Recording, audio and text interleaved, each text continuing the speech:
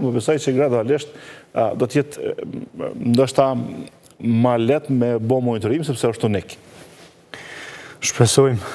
Kryesues, sa është i qëndrueshëm gjyqësori përballë politikës dhe tendencave të ndryshme për ndërhyrje, të cilat asnjëherë s'kan munguar, po besoj që s'kan me mungu as tash e tutje.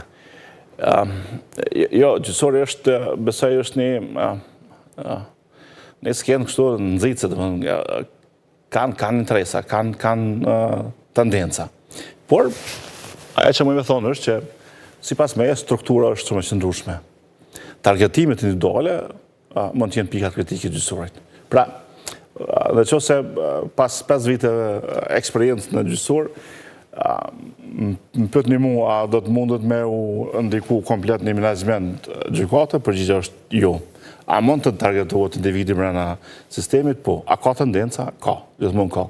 Tani, për këtë arsye, pra është, e thash edhe më përpara, ne kemi vendos në mënyrë të vëdijshme gjyqësorin dhe punën e gjyqësorit në një platformë të hapme, me pa edhe këto pika kritike. Pra, ne edhe mund të dim, kanë herë edhe individu mbrana gjyqësorit, kush mund të jenë ato pika kritike dhe kush mund të jenë targetum për të u influencu, qoftë në vendimarrje individuale, pra në një rast, për të ndikuar në një rast tjetër, apo për të hapur një derë që me është influencë mbrana gjyqësorit. Kjo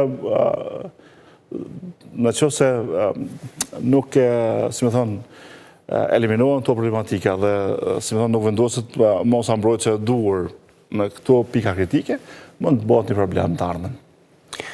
Kryesues, gjyqësori ende po ka probleme serioze në trajtimin me integritet dhe në mënyrë profesionale të rasteve të korrupsionit apo ma mirë me thonë ato rastet e politikanëve. Pse gjyqtarët po na del në praktikë që hala kanë mungesë të guximit, kanë frikë për të trajtuar si duhet këto raste. Për monitorimit tonë që bëjmë, shohim që deputet Kuvendit Kosovës, po edhe ministrat të qeverisë, në fakt tallen me gjyqtarët me mënyrën se si sillen kur shkojnë seanca gjyqësore me durë në xhepa, po besoj që i keni pa pamjet. Ministrat deputet vazhdimisht e injorojnë gjykatën, mungojnë nëpër seanca gjyqësore, caktojnë, kemi pa takime, aktivitete, jo në ashta më të parëndësishme të në botë, po jo në raport të rëndësishme me ato që janë të akuzuar në gjykat nga ana e prokurorisë. Dhe shohim praktikë që ka një farë lloj mirëkuptimit të tepruar nga ana e gjyqtarëve që ju vjen keq në raste të caktuara, pse po mungojnë ata dhe tu ja arsyetuar në çfarë të forme sjelljet e tyre. Po nuk shohim një zbatim më strikt të kornizës ligjore, çfarë e dim se ndodh në raste të caktuara ndaj personave të ndryshme. Pse po ndodh kjo? Në fakt, po e tham këtë hapëm që mbetet pikë kritike trajtimi me nivel serioz i rasteve serioze. Dhe të vëdijshëm për këtë çështje, në fakt ne kemi ndërmarrë shumë veprime brenda periudhës për të cilën po flasim gjithmonë. Tash kur e shikojmë rezultatin,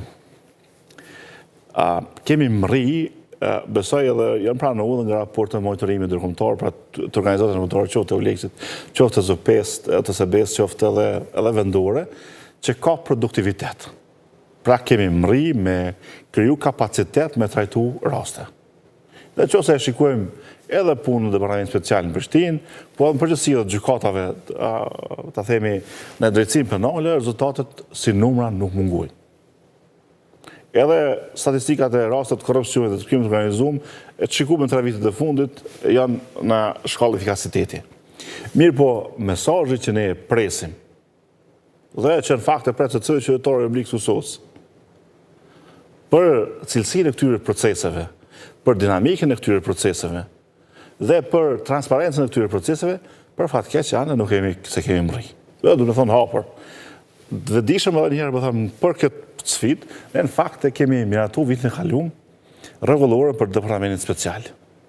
Në 2 nivelet gjyqësore, dhe po besoj që kemi rrit autonominë e departamentit për me planifikuar në mënyrë më të mirëfillt. E kemi fuqizu departamentin me resurse edhe në shkallëpor edhe në dytën, pavarësisht që për shkak lëvizjes poti pak pjesën e parë të vitit 2025 ka pas disa probleme. Kemi caktuar, siç e keni pa në fund vit, në mënyrë retroaktive nga miratimi rregullorës edhe ne kompenzim për rrezikshmërinë. Kemi miratuar edhe aktet veçanta për planifikimin e departamentit special dhe performancën e gjyqtarëve. Dhe siç keni pa me prezantimet e kryetarëve të gjykatave që bën javën e kaluar, nuk është miratuar plani i departamentit special Prishtinës për vitin 2026. Për shkak se është vendosur në detyrë kryetarit të ri të gjykatës të Prishtinës Prishtinës me paraqit me më shpjeguese për gjithë rastet që kanë qenë në 2 vite në departament special në planin e punës dhe për shkaqjet e mos trajtimit tyre. Për shkak se qartat që kemi vërejtë që janë trajtuar 95 raste, por nuk janë trajtuar gjithë rastet që kanë qenë në plan. Pra, ajo që është konstatuar prej EULEX-it si monitorim, që dinamika e rasteve nuk ka qenë e njëjtë, është e saktë. Dhe tashti do duhet të ishte vendimi ju, shpresoj që KXK të reflektoj mbi këtë situatë, që në radhë parë performanca e gjyqtarëve të departamentit special në Prishtinë të bëhet sipas rregullorës për performancën dhe normën dhe jo sipas planit. Sepse çdo dështim në realizim e planit nënkupton që duhet kemi kritere të tjera për të vlerësimit të performancës. Dhe njëkohësisht, nënkupton përgjegjësi për menaxhmentin e ri të gjykatës të Vlorës në Prishtinë, edhe për shefin e ri që do të zgjidhet aty, që të ketë një monitorim të individual të cilit rast. Nuk e ka mo gjyqësori juën, komoditetin, me toleru neglizhenca në asnjë sektor, dhe në mënyrë veçantë në departament special. Mirë po, duhet me përmend edhe një çështje. Për shkak të numrit të lartë të akuzave që janë ngritur në periudhën e fundit për krime lufte. Sepse ka një trend, sidomos pranë ndryshimeve të kodit proceduror që mundson gjykimin mungesë, ka një trend të rasteve. Është influencuar definitivisht të ndryshimi i agjendës edhe në departament special, që disa nga shkaqet ose disa nga rastet mund të jenë justifikuar. Mirë po, ne problem permanent për gjykatat tona që kanë identifikuar raportet e monitorimit është tolerancë e pa justifikueshme mbi gjithë situatat e subjektëve që sillen me mungesë respekti ndaj gjykatës. Dhe në çdo rast do duhet në radhë parë të jetë reflektim individual se çdo gjyqtar, pastaj i menaxhmentit të gjykatës, pastaj edhe i këshillit gjyqësor, në çdo rast kur toleranca e gjykatës është e ndryshme varësisht nga subjekti që vjen apo statusi i subjektit, kjo do duhet të ishte, si më thonë, reflektim serioz. Pra, po du me i dhonë përgjigje, pyetjes, që nëse ne tolerojmë një sjellje ndryshme për njerëz të politikës në gjykatat tona.